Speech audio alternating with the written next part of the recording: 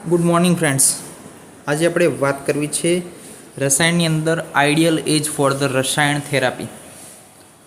તો આઈડિયલ એજ કઈ કે જેની અંદર રસાયણ આપણે આપવું જોઈએ કે જેથી શું થાય, લાભ થાય.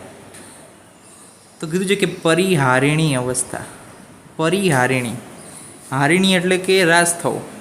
જ્યારથી શરીરની ધાતુઓનો શું થાય, હારવા લાગે, ધાતુઓનું જે બળ છે એ હારવા લાગે, ત્યારથી એ ઉંમરથી આપણે શું કરવું જોઈએ, આપણે રસાયણ સ્ટાર્ટ કરવું જોઈએ.